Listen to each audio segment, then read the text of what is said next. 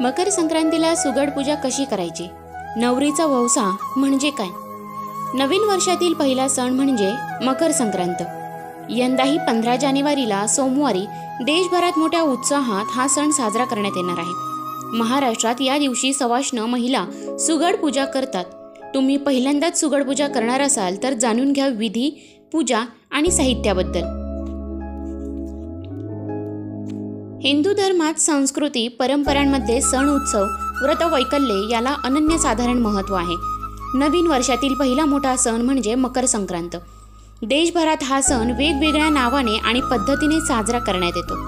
मात्र महाराष्ट्रात या सणाला विशेष महत्त्व असून मकर संक्रांतीला आदला दिवस, मकर संक्रांतीचा दिवस आणि मकर संक्रांतीचा दुसरा दिवस अशा 3 दिवसाला खास महत्त्व आहे. मकर संक्रांतीला सवाष्ण महिला सुगड पूजा करतात. तुम्ही प्रथमच मकर संक्रांतीला सुगड पूजणार असाल तर जाणून घ्या पूजा, विधी आणि साहित्याबद्दल. सुगड हा शब्द कुठून आला?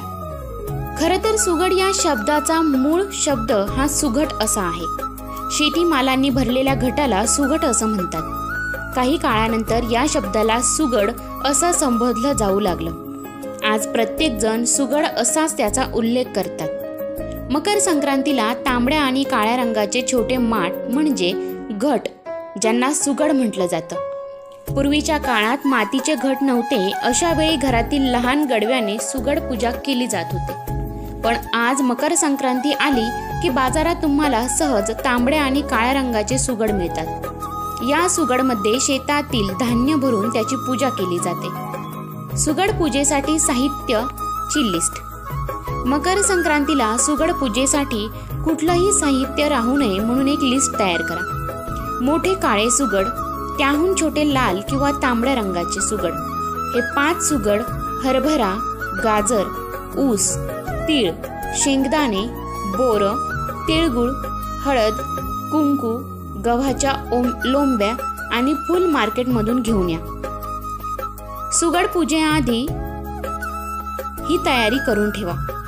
तुम्ही ज्या ठिकाणी सुगड पूजा करणार आहात तिथे हे साहित्य जमा करून ठेवा.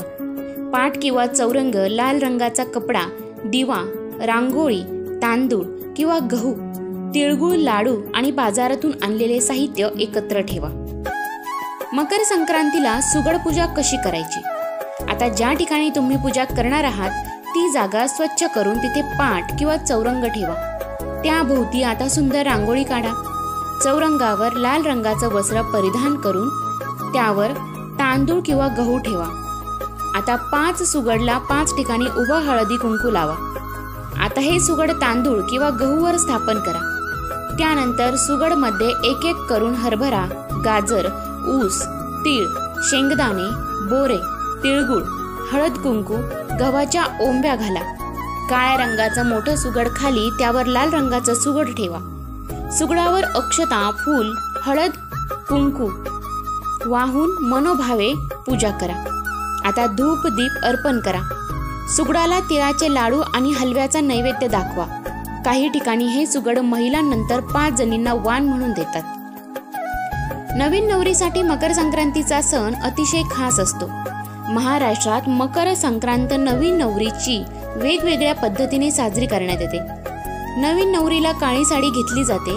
त्याशिवाय हळदी कुंकूच्या दिवशी तिला हलव्याचे दागिने घातले जातात. या परंपरेनुसार 5 वर्ष महिला वेगवेगळ्या सौभाग्यदानाच्या वस्तू म्हणजेच कुंकवाच्या डब्या, कंगवा, आरसे, बांगड्या, काळे मणिसर वाण म्हणून देतात. तर कोकणात नवरीचा वौसा भरला जातो. पहिला वौसा हा 5 किंवा 25चा असतो.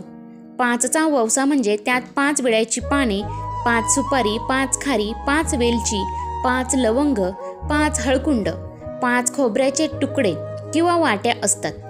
तर 25च्या वौशात हे साहित्य 25 असतात. पहिली मकर संक्रांत ही माहेरी असते.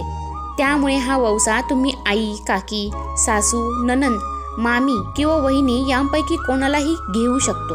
वौसा घेईपर्यंत महिला उपवास ठेवतात. तसेच मित्रांनो, मकर संक्रांतीला या रंगाची साडी व बांगड्या चुकूनही घालू नका. मकर संक्रांतीला आवर्जून असंख्य लोक काळे कपडे परिधान करतात. मकर संक्रांतीला कोणत्या रंगाची साडी आणि बांगड्या चुकूनही घालू नये याबद्दल शास्त्रात सांगण्यात आलं आहे। मकर संक्रांतीचा सण मोठ्या उत्साहात देशभरात साजरा करण्यात येतो। आता मगाशी आपण बघितलंच की यंदा मकर संक्रांती 15 जानेवारी 2024ला साजरी करण्यात येणार आहे। मकर संक्रांतीला असंख्य लोक आवर्जून काळ्या रंगाचे कपडे परिधान करतात, कारण शास्त्रानुसार मकर संक्रांतीला काळा रंग शुभ मानला जातो। यंदा मकर संक्रांतीला कुठल्या रंगाची साडी परिधान करणं शुभ असेल आणि कुठल्या रंगाची साडी चुकूनही परिधान करणं शुभ नसेल तर त्याबद्दल ज्योतिषशास्त्रात सांगण्यात आलं आहे। त्याशिवाय मकर संक्रांतीला बांगड्या घालताना कुठली चूक टाळावी तेही जाणून घ्या। यंदा मकर संक्रांतीला या रंगाचे कपडे आहेत शुभ। यंदा मकर संक्रांतीला 5 रंगाचे कपडे किंवा साड्या तुम्ही नेसू शकतात। हे 5 रंग यंदा मकर संक्रांतीत शुभ मानले गेले आहेत। मकर संक्रांतीला हळदी कुंकूचा कार्यक्रम असल्यास तुम्ही हिरव्या रंगाची साडी नेसू शकता। हिरवा रंग हा सुवासिनीचा रंग किंवा सौभाग्याचं प्रतीक मानला जातो। दुसरा शुभ रंग आहे तो म्हणजे लाल। हा रंग देखील सौभाग्याचं प्रतीक मानला जातो। शुभ कार्यासाठी लाल रंगाचं वस्त्र वापरलं जातं। पूजा मांडणी असो किंवा मार्गशीर्ष गुरुवारची पूजा असो, यासाठी चौरंग किंवा पाटावर लाल रंगाचं वस्त्र परिधान केलं जातं। पुढचा रंग आहे तो म्हणजे गुलाबी। हा रंग प्रसन्नतेचं प्रतीक मानलं जातं। यानंतरचा शुभ रंग आहे केशरी। हा रंग सकारात्मकतेचं प्रतीक असल्याने तुमच्याकडे केशरी रंगाची साडी असेल तर तुम्ही परिधान करा। त्याशिवाय पिवळ्या रंगाची साडीही तुम्ही नेसू शकता।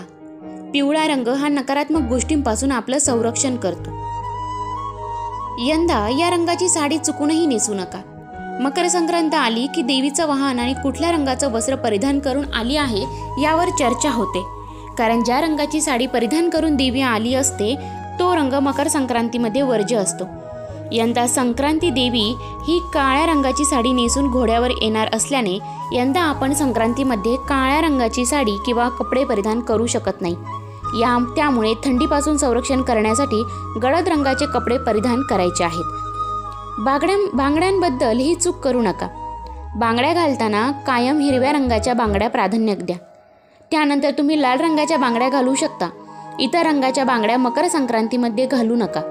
मकर संक्रांत हा सौभाग्याचा सण असल्याने हिरव्या किंवा लाल रंगाच्या बांगड्या परिधान कराव्यात। मकर संक्रांतीला बांगड्या भरताना एका हातात एक बांगडी अधिक घालावी।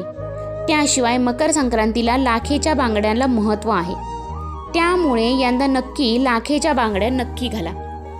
तर मित्रांनो, व्हिडिओ कसा वाटला कमेंट करून नक्की कळवा। जर या गोष्टींबद्दल काही माहिती असेल किंवा जर तुम्हालाही गोष्टींची माहिती असेल तर मला कमेंटमध्ये नक्की कळवा। व्हिडिओला लाईक करा, शेअर करा आणि चॅनलवरती जर नवीन असाल तर चॅनलला सबस्क्राईब करायला विसरू नका। धन्यवाद।